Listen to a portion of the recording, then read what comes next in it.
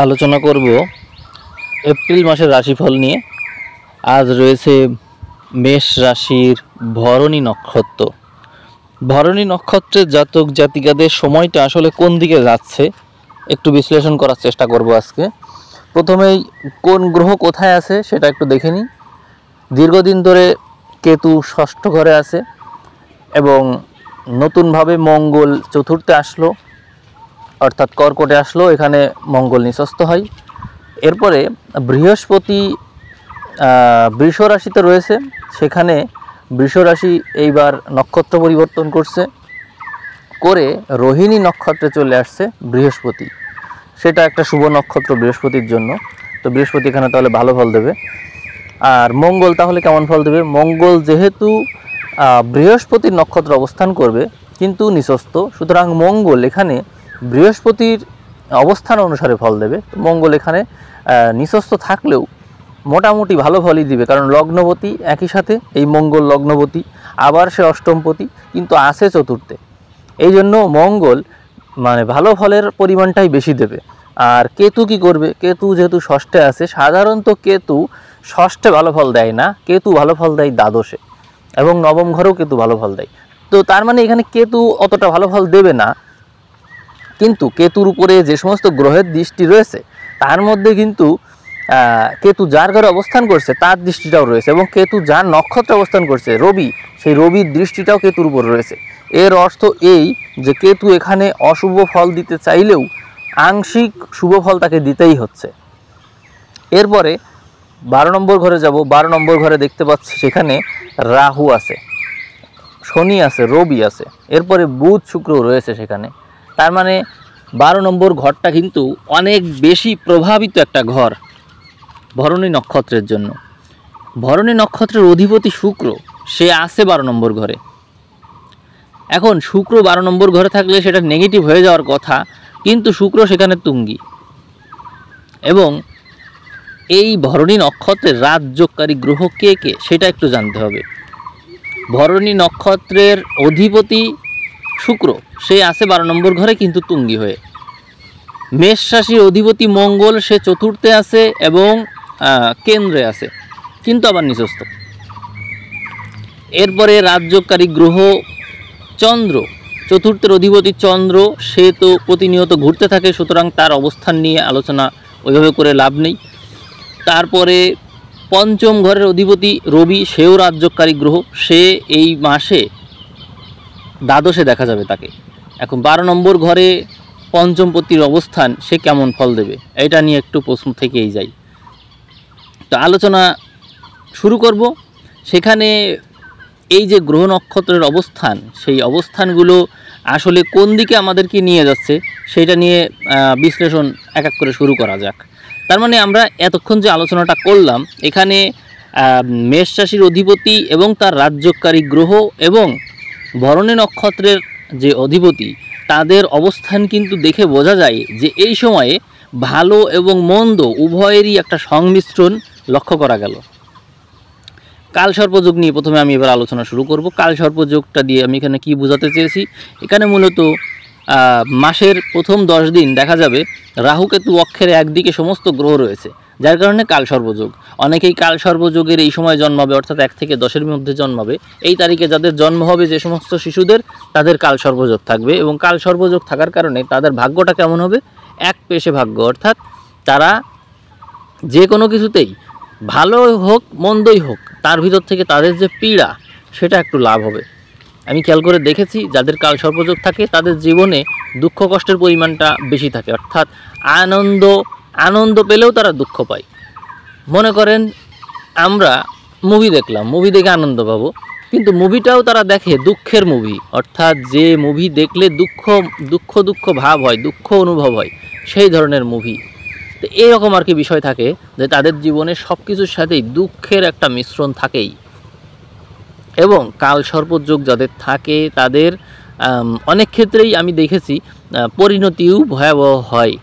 আবার কালসর্পযোগ থাকা মানুষ উচ্চ আসনও পায়, অর্থাৎ বড় বড় পজিশন পেয়ে যায়। কারণ এই যে এক পেশে বললাম, হয় সে অনেক ভালো করে ফেলবে, না সে অনেক খারাপ করে ফেলে, এরকমটাই ঘটে তাদের সাথে। দেখা যায় যে বড় বড় পজিশন যারা হোল্ড করে, হঠাৎ করেই বড় কিছু পেয়ে বসে আছে, দেশের মন্ত্রী, প্রধানমন্ত্রী বা বড় বড় পজিশন যারা হোল্ড করে, তাদের অধিকাংশরই ক্ষেত্রে দেখা যায় যে কালসর্পযোগের মতন এরকম ঘটনা থাকে, অনেকেরই থাকে, যারা বিখ্যাত হয় কিন্তু আবার ভয়ানক পরিণতিও তাদের থাকে। এই ধরনের সংযোগ তাদের জীবনে থাকে। দেখা যায় যে রাষ্ট্রপ্রধান হয়েছে কিন্তু আবার জীবনের শেষটা ভালো হয়নি, খুবই করুণ পরিণতি ছিল, তাদেরও দেখা যায় যে কালসর্পযোগ থাকে। অর্থাৎ ভালো এবং মন্দ তার তীব্রতা বেশি থাকে। আলোচনা শুরু করলাম। এখন আপনাদের এই যে কালসর্পযোগ, এই কালসর্পযোগ কিন্তু আপনাদের এই যে প্রথম 10 দিন, এই প্রথম 10 দিন কিন্তু এরকমই হবে। অর্থাৎ ভালোর ভালো, মন্দের মন্দ, এই টাইপের। তা আপনারা যারা মানে আপনাদের হরস্কোপের গ্রহ নক্ষত্রের পজিশন সেটা তো কেমন আমি জানি না, কিন্তু এখানে কি হবে, এখানে 12 নম্বর ঘরে বেশি গ্রহ, তার মানে ব্যয়টা বেড়ে যাবে। সম্পদের ঘরে একটা গ্রহ, তার মানে সম্পদ এবং ব্যয় এর মধ্যে সামঞ্জস্য থাকছে না, ব্যয়ের পরিমাণ বাড়বে। যেহেতু বৃহস্পতি এবং শুক্র বুধ এই ঘরেগুলোইতেই আছে এবং কেতু ষষ্ঠে দেখা যাচ্ছে, তার মানে আপনার ব্যয়টা অন্যের জন্য হবে। অর্থাৎ কোনো ধর্মকার্যে ব্যয়, সেই সম্ভাবনাটা বেশি, এবং এই ব্যয় করে আপনি মানসিকভাবে অনেকটা তৃপ্তি পাবেন যে আমি একটা ভালো কাজ করলাম, এরকম মনে হবে আপনার। কিন্তু আবার চতুর্থে মঙ্গল, তার মানে এইটা করতে গিয়ে আপনি মানসিকভাবে আবার পরবর্তীতে পীড়াও ভোগ করবেন। অর্থাৎ হয়তো আপনি ব্যয় নিয়ন্ত্রণ করতে পারবেন না, কারণ ওখানে বুধ রয়েছে, ব্যয় নিয়ন্ত্রণ করার চেষ্টা তো সে করবেই। শনি রয়েছে, শনি বুধ নিয়ন্ত্রণের চেষ্টা অবশ্যই করে থাকে, তার মানে আপনি ব্যয় নিয়ন্ত্রণের চেষ্টা অবশ্যই করবেন। আর যেহেতু মনের ঘরে মঙ্গল, তার মানে আপনার মানসিক কষ্টটা থাকছে, কিন্তু মানসিক কষ্ট চলে যাচ্ছে না।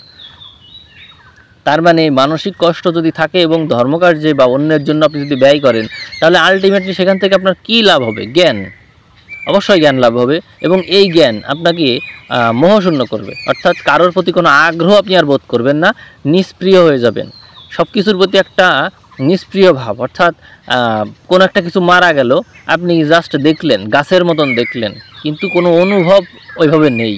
অর্থাৎ আপনার চিন্তাভাবনা সব কিছু বিস্তৃত হয়ে যাবে। যাদের চিন্তাভাবনা বেশি বিস্তৃত হয়ে যায়, তারা মানে ছোটোখাটো বিষয় নিয়ে তারা আর মোহগ্রস্ত হয়ে দুঃখ পায় না, এইটাই তার বিশেষ বৈশিষ্ট্য হয়ে দাঁড়ায়। তো তার মানে কালসর্পযোগের একটা প্রভাব থাকছে, এবং এই প্রভাবে মাসের প্রথম 10 দিন আপনি নিষ্প্রিয়, উদাসীন এরকম একটা স্বভাব অর্জন করবেন। স্বাস্থ্য কেমন যাবে? শুক্র দ্বাদশে রয়েছে, এই মেষের যে মূল ভরণী নক্ষত্র, তার যে অধিপতি সেই শুক্র দ্বাদশে, এবং মেষের অধিপতি মঙ্গল চতুর্থে, তার মানে চতুর্থ এবং দ্বাদশ এখানে গুরুত্বপূর্ণ হয়ে উঠেছে। এই ক্ষেত্রেও একই বিষয়ে দাঁড়ালো যে আপনার মন মানসিকতা মোক্ষ জ্ঞানের দিকে শিফট হবে। অর্থাৎ আপনি সব কিছুর প্রতি একটা উদাসীন ভাব থাকবে আপনার এই সময়, এই যে এপ্রিল মাস, এই সময় আপনার প্রকৃতির প্রতি একটা আকর্ষণ কাজ করতে পারে, এবং জ্ঞানের প্রতি, এবং দেখা যাবে যে মুক্তির যে দিশা, এইগুলোর প্রতি আপনার আগ্রহ বেশি কাজ করবে। অর্থাৎ জাগতিক যে সমস্ত বিষয় আছে, এই বিষয়গুলো আপনার আর অত বেশি আকর্ষণ করতে পারবে না, আপনার সব কিছু ওই দিকে টার্ন নেবে। তাহলে এই সময় আপনার স্বাস্থ্যটা কেমন থাকছে? আসলে স্বাস্থ্য থাকবে এমন যেখানে আপনি পুরোপুরি সুস্থ না, কারণ যে ব্যক্তি পুরোপুরি সুস্থ থাকে সে কখনো এরকম চিন্তা করতে পারে না। যার ভিতরে বড় ধরনের অসুস্থতা থাকে, অথবা অসুস্থতার আভাস থাকে, এবং এমন অসুস্থতা যে অসুস্থতা তার জীবন নাশের কারণ হতে পারে, সেরকম অসুস্থতাই মূলত মানুষকে এরকম উদাসীনতার দিকে নিয়ে যায়। ধরে নেন কারোর ক্যান্সার ধরা পড়েছে, তাহলে সেও কিন্তু এরকম করে, সে এরকম চিন্তা করে যে তাহলে আর বাঁচবই যখন না, তখন আর এই ছোটোখাটো বিষয় নিয়ে সে আর মোহগ্রস্ত থাকে না। তা আমি বলছি না যে আপনার ক্যান্সার হবে, আমি সেটা বলছি না, আমি বলছি যে এমন কোনো বিষয় যা আপনার মানে বেঁচে থাকার প্রতি আপনার আগ্রহকে নষ্ট করে দিতে পারে। এরকম কি কারণ হতে পারে? ধরে নেন আপনি কাউকে খুব বেশি পছন্দ করেন, সেই ব্যক্তি আপনার সাথে বিট্রে করলো, তাহলে আপনার কেমন লাগবে? তখন কিন্তু আপনার এই বেঁচে থেকেও বেঁচে নেই এরকম একটা ভাব তৈরি হবে। আবার ধরে নেন আপনি বিবাহিত, সেখানে আপনার জীবনসঙ্গী অথবা আপনার সন্তান বা আপনার বাবা মা বা আত্মীয় স্বজন, এমন কেউ যাকে আপনি খুব বেশি পছন্দ করতেন, সেই ব্যক্তি আপনাকে এমন একটা কথা বলল যেখানে আপনি আধমরা হয়ে গেলেন। এরকম নানান বিষয় আছে যেখানে আমাদের এক্সপেকটেশনটা অনেক বেশি থাকে, সেই ক্ষেত্রে সেইটা যখন আমাদের সাথে না হয় বা সেটা আমরা রিটার্নটা না পাই, তখন এরকম আচরণ আমাদের হয়ে থাকে। তো ব্যয়ের ঘরে যেহেতু রয়েছে গ্রহ, আপনি হতে পারে যে ব্যয় করলেন, কিন্তু সেই ব্যয় করার পরে সেই ব্যয়টা নিয়ে যখন কেউ আপনাকে অপমান করলো যে এই ব্যয়টা সঠিক কাজে হয় নাই, কিন্তু ব্যয় তো আপনি করেছেন, যে যার জন্য করলেন চুরি সেই বলে চোর, বিষয়টা এরকম আর কি অনেকটা। তো যখন ওই ব্যয় নিয়ে আপনাকে অপমান করা হবে তখন আপনার কেমন লাগবে? তখন আপনার কিন্তু মানে মন উঠে যাবে সব কিছু বোঝা, অর্থাৎ ব্যয় আপনার সঠিক কাজে হয়নি এরকম বিষয় নিয়ে অভিযোগ আসতে পারে। আমি বোঝাতে চাচ্ছি যে আপনার এই সময়ে আপনি যে খরচটা করেছেন সেই খরচটা টাকা তো আপনার ব্যয় হয়ে গেছে, অর্থ ব্যয় হয়েছে, কিন্তু আলটিমেটলি তার যে প্রতিদান, তার যে প্রশংসা, সেগুলো আপনি কিছুই পাননি। তার কারণে ব্যয় তো আপনি নিজের জন্য করবেন না, কারণ আপনার মূল নক্ষত্র শুক্র, আপনি নিজের জন্য ব্যয় করবেন না, অন্যের জন্যই করবেন, কিন্তু তাতে কোনো লাভ হবে না, মনোকষ্ট থাকবে আপনার, এই আর কি। ঘুম নিয়ে সমস্যা হতে পারে কি না? ঘুম নিয়ে অবশ্যই সমস্যা হবে, যেহেতু 12 নম্বর ঘরে গ্রহ আছে। আপনি ঘুমের ভিতরে নানা অবান্তর স্বপ্ন দেখবেন, কিন্তু সেই স্বপ্ন আপনার মনে থাকবে না, ব্যয় হয়ে যাবে সেই স্বপ্ন, আপনি মনে করতেই পারবেন না যে কী স্বপ্ন দেখেছিলেন, আবছা আবছা মনে আসে কিন্তু আসে না, এরকম হবে ঘটনা। কর্মভাগ্য এই সময়ে চতুর্থ থেকে দশমে দৃষ্টি দিচ্ছে, তার কারণে মঙ্গলের প্রভাবে আপনার কর্মভাগ্যটা ভালো রয়েছে, এবং কর্মের ক্ষেত্রে অনেকের আবার সংঘর্ষ করা লাগবে, কারণ লগ্নপতি রাশিপতি মঙ্গল সেখানে দৃষ্টি দিচ্ছে, এবং লগ্নপতি নক্ষত্রপতি শুক্র সে আবার দ্বাদশে আছে। তার মানে এই সময় আপনার ঘুমটা বেড়ে যাবে, আপনার আলস্য বেড়ে যাবে, আপনার বিশ্রাম নেওয়া এটা বেড়ে যাবে, কিন্তু আপনি কর্মের যে চিন্তা, মানসিকভাবে সংঘর্ষ কিন্তু আপনি করছেন, অর্থাৎ শারীরিক সংঘর্ষ না করলেও মানসিক সংঘর্ষ আপনি চালিয়ে যাবেন, এটা বোঝা যাচ্ছে। আয় ভাগ্য বলবো, আয়ের ঘরে শনি তো নেই, কিন্তু শনি রয়েছে ব্যয়ের ঘরে, তার মানে আপনার আয়ের চেয়ে এই সময় ব্যয়টা বেশি হবে, এবং এই ব্যয় আপনাকে মানে একটা স্বাধীনতা প্রদান করবে যে আপনি যা খুশি তাই করতে পারেন। তার মানে সম্পদের ঘরে যেহেতু বৃহস্পতি বসে আছে, আপনার সঞ্চিত সম্পদ এই সময় আপনি ব্যয় করবেন, পরবর্তীতে আপনার আয় আবার হবে, কিন্তু ব্যয় আপনি করবেন, এটা বোঝা যায় এখান থেকে। প্রেম বিবাহ কি হবে? প্রেমের ঘরের অধিপতি রবি, সে তো 12 নম্বর ঘরে গিয়ে বসেছে, তার মানে যার সাথে আপনার প্রেম থাকবে তার কাছ থেকে আপনি মানসিক কষ্ট অবশ্যই পাবেন, এবং এই কষ্ট আপনাকে সেই সম্পর্ক থেকে অনেক দূরে নিয়ে যাবে।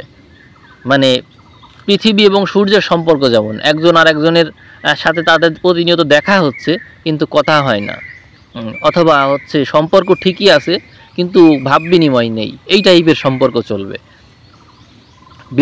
বিবাহ কেমন হবে? সম্পদ, সপ্তম ঘরের অধিপতি শুক্র সে দ্বাদশে আছে, এই সময়ে আপনি শয্যা সুখ লাভ করবেন। সেই শয্যা সুখটা অন্যদের সাথে শারীরিক সম্পর্কের মাধ্যমে হতে পারে, ঘুমের মাধ্যমে হতে পারে, অর্থাৎ এই সময়ে আপনার বিছানার সাথে, বালিশের সাথে আপনার মানে যোগাযোগটা বেশি থাকবে, আপনার ঘুমটা বাড়বে এবং অতিরিক্ত বিশ্রাম নেওয়ার চেষ্টা করবেন আপনি, অর্থাৎ এই সময় আপনার শয্যা সুখটা ভালো রয়েছে। কিন্তু বিবাহ ভাগ্য এই সময় আপনার জন্য শুভ না, তবে কারো কারো বিদেশের থেকে বিবাহের সম্বন্ধ আসবে। আমি এই বিবাহের সম্বন্ধকে পুরোপুরি অ্যাকসেপ্ট করতে আমি বলবো না, আপনারা অবশ্যই বিবেচনা করে তারপরে সিদ্ধান্ত নেবেন যে আপনাদের জন্য শুভ কি শুভ না, অনেক বিষয় বিবেচনা করে সিদ্ধান্ত নেবেন, কারণ এখানে বিপরীতধর্মী গ্রহও কিন্তু রয়েছে, তার কারণে হুটহাট সিদ্ধান্ত নেবেন না। এরপরে বিদেশ গমনের সুযোগ কি পাচ্ছে জাতক জাতিকারা? নবম ঘরের অধিপতি দ্বিতীয়, তার মানে বিদেশ গমন না হয়ে বরং বিদেশ থেকে অনেকে ফেরত আসার সম্ভাবনা রয়েছে। তবে সপ্তম দ্বাদশের কানেকশনের কারণে এবং রাশির অধিপতি মঙ্গল এবং নক্ষত্রপতি শুক্র দ্বাদশে এবং চতুর্থে দেখা যাচ্ছে, যার কারণে অনেকেই বিদেশে যাবে এবং কেউ বিদেশ থেকে ফেরত আসবে, এই দুই সম্ভাবনা এখানে আমি দেখতে পাচ্ছি।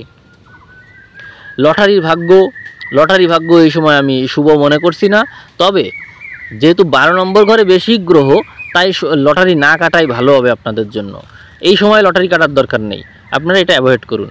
ভাগ্য কেমন?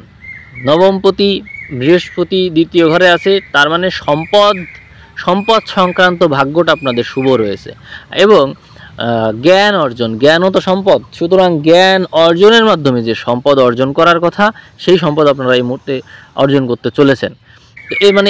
এই বিষয়টা কিন্তু অত্যন্ত শুভ রয়েছে, অর্থাৎ সম্পদ অর্জন, ভাগ্য সংক্রান্ত বিষয় নিয়ে যে সম্পদ এবং দৈব সম্পদ যেটাকে বলে, সেইটা আপনাদের জন্য অত্যন্ত শুভ। আপনারা অবশ্যই এই বিষয়ে গুরুত্ব দেবেন। উচ্চশিক্ষার কি হবে? উচ্চশিক্ষা আমার কাছে খুব বেশি শুভ মনে হচ্ছে না, কারণ চতুর্থে যে গ্রহ মঙ্গল নিচস্থ আছে, তার মানে এই সময় উচ্চশিক্ষার জন্য আপনাদের বিদেশ গমন সুযোগ যদি আসে, তবে সেইটা আলটিমেটলি হাতছাড়া হয়ে যাওয়ার প্রবল সম্ভাবনা রয়েছে এবং সেটা দীর্ঘায়িত হতে পারে, যেহেতু শনি দ্বাদশে আছে। বিদেশ গমনের সুযোগ দীর্ঘায়িত হবে যদি এসে থাকে। মামলা মোকদ্দমা নিয়ে কথা বলবো। ষষ্ঠ ঘরে কেতু আছে, তার মানে মামলা মোকদ্দমায় আপনারা ঝামেলায় পড়বেন, আরও ঝামেলাগুলো বেশি প্রকট হয়ে যাবে এবং এই ঝামেলা মিটতেই চাইবে না, এই টাইপের সমস্যা দেখতে পাবেন। সন্তানরা এই সময় আপনার কথা শুনতে চাইবে না এবং তারা মানে বিরূপ আচরণ শুরু করবে, অর্থাৎ অত্যন্ত বেশি দুরন্ত হয়ে যাবে।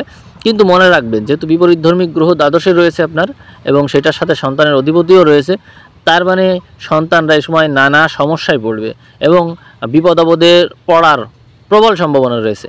আমি আপনাদের সাবধান করব যে সন্তানের ব্যাপারে অবশ্যই খেয়াল রাখুন। এই মাসটা সন্তানদের মানে ইসের জন্য, ভাগ্যের জন্য শুভ মাস না। এরপরে আবহাওয়া নিয়ে কথা বলবো। আমি আগেও বলেছি যে আবহাওয়া ভালো যাবে না, অর্থাৎ মাসের 15 তারিখ থেকে পরবর্তী যে মাস এপ্রিল মাস, মার্চের 15 থেকে শুরু হচ্ছে এবং এপ্রিল মাস, এই সময় আবহাওয়া হঠাৎ করে যে কোনো রূপ নিতে পারে এবং গ্রহ নক্ষত্রের পজিশন যেরকম রয়েছে, বৈশ্বিক আবহাওয়াটাও ভালো থাকবে না। যে কোনো জায়গায় যে কোনো ঘটনা ঘটে বসতে পারে এবং হতাহতের সংখ্যা, নিহতের সংখ্যা বাড়বে। এটা মানে আমরা হয়তো এখন বুঝছি না, কিন্তু হঠাৎ করেই দেখবেন যে কি আবহাওয়া বদল হয়ে গেছে। এই প্রবণতাগুলো অনেক বেশি রয়েছে। এরপরে কথা বলবো যুদ্ধ বিগ্রহ নিয়ে। এই সময় যুদ্ধ বাঁধার সম্ভাবনা আছে কিনা? অবশ্যই আছে। এই সময়ে দেখতে পাবেন যে একটা দেশ আর একটা দেশকে দখল করার চেষ্টা করছে বা আক্রমণ করছে বা স্নায়ু যুদ্ধ চলছে, এই প্রবণতাগুলো বেশি থাকবে। তো এরপরে শ্লীলতাহানি, ধর্ষণ, ফাঁড়া, এগুলো নিয়ে কথা বলবো। যেহেতু বিপরীতধর্মী গ্রহগুলো দ্বাদশে আছে এবং এই কারণে যেহেতু এখানে দ্বিতীয় দ্বাদশের ঘর বিনিময় হয়েছে, সুতরাং এখান থেকে বিপরীতধর্মী গ্রহের সংযোগের কারণে পরিবার এবং যারা পরিবার থেকে দূরে থাকে, এদের ভিতরে একটা বৈপরীত্য দেখা যাবে। এবং আমি ধারণা করছি যে যাদের ভিতরে একটু যৌনাকর্ষণ বেশি, তারা এই সময়ে বিপরীত লিঙ্গের মানুষের কাছ থেকে সাড়া পাবে। এই সাড়াগুলো আপনারা কীভাবে কাজে লাগাবেন সেটা আপনারাই ভালো জানেন, তবে সেইটা পরবর্তীতে আইনি ঝামেলার দিকে নিয়ে যাওয়ার সম্ভাবনা রয়েছে। এই সময়ে ভরণী নক্ষত্রের জাতক জাতিকারা শ্লীলতাহানির প্রভাবে পড়তে পারে। ধর্ষণ বিষয়ে আমি যেটা বললাম, ফাড়ার বিষয়ে যেটা বললাম, এইগুলো আমি আর বিস্তারিত ভেঙে বলছি না। আপনারা সাবধান থাকবেন, আমি সেটাই বলবো। কারণ এই জায়গাটা খুব বেশি শুভ না। আপনারা চলাফেরার ক্ষেত্রে অবশ্যই সতর্ক থাকবেন এবং এইগুলো বেশি প্রকট হবে যখন আপনার ঘর থেকে বাইরে যাবেন। যেহেতু এটা দ্বাদশ ঘর, সুতরাং ঘর থেকে বাইরে গেলেই আপনাদের এই সমস্যাটা বাড়বে। এবং আরেকটা কথা মনে রাখবেন যে চতুর্থেও মঙ্গল নিচস্থ হয়ে আছে, তার মানে আপনি আপনার গৃহে একদমই নিরাপদ না। এই কথাটা মাথায় রাখবেন। এই বিষয়টাকে আপনি কিভাবে সুরক্ষা দেবেন সেটা আপনিই ভালো করে বুঝবেন। চতুর্থ ঘরে মঙ্গল নিচস্থ হয়ে আছে, সুতরাং আপনি গৃহে নিরাপদ না। অর্থাৎ আপনি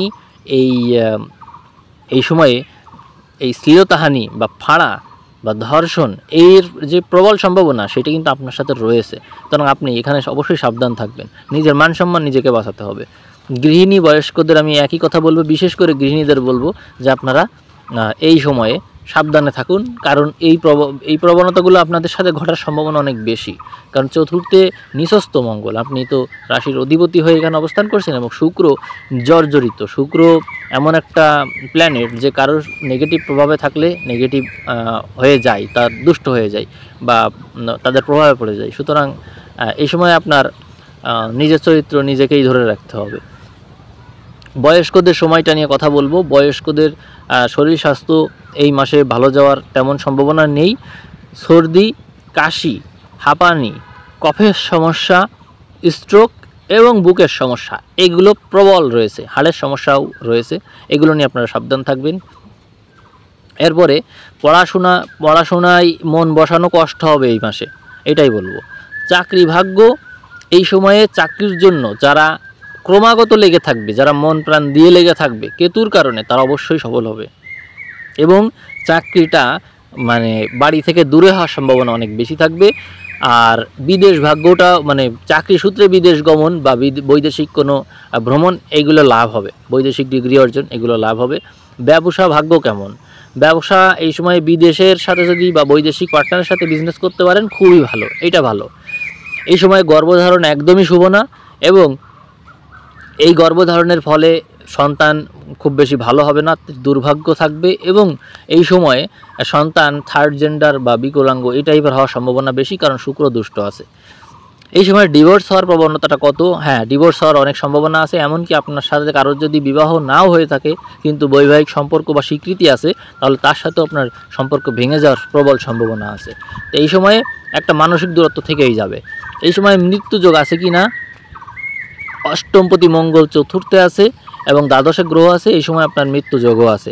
যারা নানা রকম সমস্যায় ভুগছেন তাদেরকে আমি বলবো যে আপনারা মেডিটেশন, প্রাণায়াম বা যোগব্যায়াম এই টাইপের বা যেগুলো আপনাকে স্বস্তি দিতে পারে সেইগুলোর সাথে অবশ্যই থাকুন।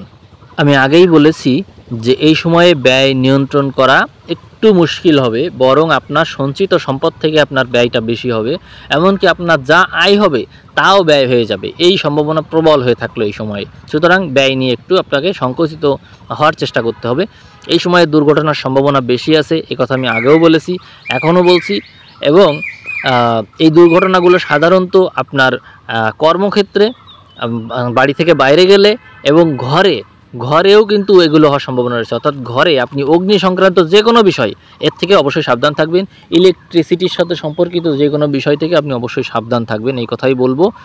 আর বিপদ আপদগুলো সাধারণত আপনার ব্যয়ের সাথে সম্পর্কিত। অর্থাৎ আপনি যে কোনো বিষয়ে যদি আপনি দেখেন যে বাড়ি থেকে বের হয়েছেন, ব্যয় করছেন, সেই ক্ষেত্রে আপনি মনে করেন যে কোনো একটা কিছু কিনতে গিয়ে অধিক টাকা দিয়ে দিলেন, পরে ওই জিনিসটা আবার ফেরত দিতে গেলেন, সে নিচ্ছে না বা ওইটার কারণে অতিরিক্ত ব্যয় হচ্ছে, এই টাইপের একটা ব্যয়ের একটা প্রবল সম্ভাবনা রয়েছে।